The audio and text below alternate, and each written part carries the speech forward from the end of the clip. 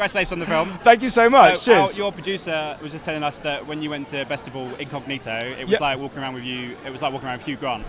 Well, I mean, that's very kind. I'm not sure it was quite at that level, but it was quite chaotic at times. Like, people came up and talked to us, when we'd be filming, it wasn't always obvious, I think, that we were filming. So it just looked like a bloke walking around a festival. And I think I often looked a bit forlorn, because there's sad bits of the festival where I'm wandering around sad. And I think people just thought I was all right. We were just wondering if I was all right, rather. Just sort of, just checking whether I was sort of okay mentally. But yeah, it was. But it's nice. It was heartwarming that they cared. Yeah. So how did this one kind of come across your desk? Was it something that Iain came to you with? Or? Yeah, Iain and Damon came to me with it, and they came to me with a few films actually. And I saw this one, and I love festivals. And I literally go to like 10 festivals every summer, so I was like, okay, that's the one we need to do. And then we sort of made it happen, so here we are. Let me ask you about your character and kind of how he plays into the film. He's called Gordy Simmons, and he's completely normal until you give him any sort of intoxicating substances. And then he goes haywire. And he kind of pops up throughout the film, similar to Richard. Maybe him in a parallel universe, I don't know, do you know what I mean? Let me ask you about stepping back into Inbetweeners world. There's been a few people here who said it's kind of like a spin-off, like almost a cinematic universe in its own right. It's a bit of a spin-off. What was it like going back to that world and those characters? It's just really fun. I mean, they're the best bunch of people to work for, and they just make everything so funny, and it's just a joy to do it. So nothing but good things. I got involved because it's a brilliant script written by Keith and Joe, who wrote Siblings as well, and it's just like every single page I was like, that's brilliant. I could never write that. So it's like one of those moments where you're like, yes, please. Like, in my second audition, Joe Thomas was in the room. They didn't tell me, so I was like, hi, nice to meet you. And that is a childhood hero, fantastic. So it's crazy to walk on set, and they've got brilliant chemistry, obviously, because of the whole series and the two films. And so, it was more of a process of sort of like sitting back, watching how things work, and trying to steal as much by osmosis as possible.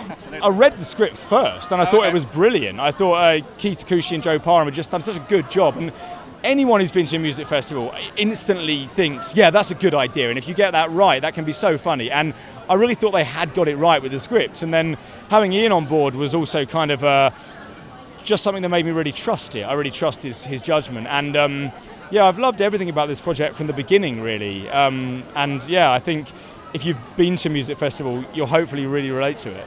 That's it. Basically, it's me going, my mate's film's really funny. It's got some slightly gross out moments, but I think you'll enjoy it. A little bit jealous. We hate it when our friends become successful. Absolutely. Surely. No, I love it. I love his work. I've always loved the Inbetweeners. I love White Gold. I love this. His sense of humour is very much my sense of humour. So he was very instrumental, the director of this film, Ian Morris, to my career. He used to be a commissioner at Channel 4, so he's someone that's been with me all the way through my career. Yeah, great guy. You got your 8 out of 10 cats. Everybody loves 8 out of 10 Got that, cats. got a bit of countdown, got a few big quizzes going on. I've got a new show for Netflix. I'm a busy boy, but let's talk about festival. It's very funny. It's very funny. It's very funny. When I read the script, I was laughing out loud. It's so brilliant. The writing is fantastic. And to film, every day I was laughing so much. Iain and Joe are hilarious. So it was so great, because I usually do drama and really sort of like, I don't know, sort of like serious roles. So to be doing this it was so much fun. Also, I mean, how did they sell you the character? Because on the credit list it's Blue Smurf Girl. Yeah, so basically it's Smurf Girl. That was it. So I read the script, and I just thought that's brilliant, like so unexpected. I was like, I have to play that part, and because that's my character, Smurf Girl, throughout the entire film. So everyone tonight was like, I didn't recognize you without the blue paint. Like filming at festival, we were there for the whole duration, and that was sort of wild. Like trying to film whilst being like incognito in amongst like the people and stuff. That was kind of wild. It didn't work, but it worked sometimes. But it was great, man, to be amongst the people and try and have as much fun as they were. Like I know we were working, but we were having fun at the same time. So that was awesome, man. That was wicked. Like, there's a really good bit at the beginning where my character's just saying there's nowhere to camp. There's just no room, and he's saying that when you buy a ticket, it should have a allocated spot with specific GPS coordinates. And I was like, that's exactly how I feel. It's so unfair. Where are you meant to go? There's nowhere to go.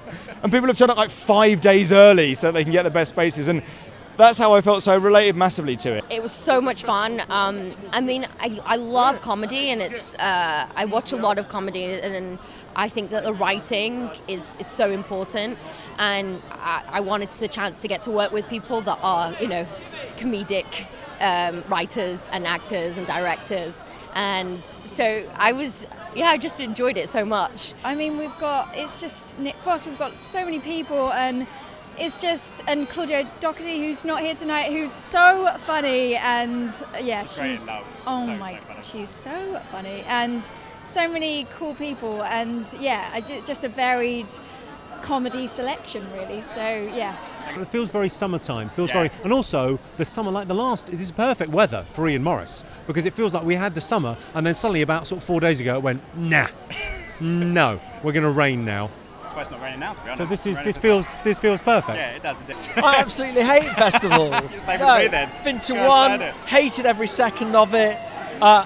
Love Ian, love Inbetweeners, love the movie, so I can't wait to see it. But in terms of festivals, no, rather be at home in a nice hotel. It captures what it is. So I went to Global Gathering when I was 17, and this film accurately captures how terrible that experience was for me. Just sort of like mud and people who are off their heads on various substances, and yeah, it was mad.